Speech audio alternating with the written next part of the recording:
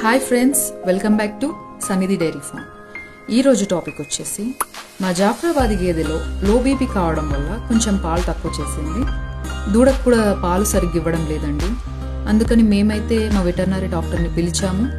ఇంకా ఆయన వచ్చాక గేదెను ఒకసారి చెక్ చేశాడు. కొద్దిగా లో బీపీ కొడుతుందని చెప్పాడు. అయితే ఇలా ఎందుకు జరుగుతుందంటే రీసెంట్గా డెలివరీ అయిన గేదెలన్నింటిలో కూడాను సాధారణంగా బ్లడ్ ఎక్కువ లాస్ అవ్వడం వల్ల, అలాగే డెలివరీ పెయిన్ కొన్ని రోజుల పాటు అలాగే ఉండడం వల్ల బీపీ హై అవ్వచ్చు, లేదంటే లో అవ్వచ్చు, కాల్షియం లెవెల్స్ పడిపోవడం కానీ జరుగుతుంది. అయితే దీనికోసం ముందుగా మేమైతే ఒక సెలైన్ పెట్టామండి. సెలైన్ పెట్టడానికి చాలా ఇబ్బంది పడ్డాము. గేదె అయితే అసలు ముట్టనివ్వడం కూడా లేదు.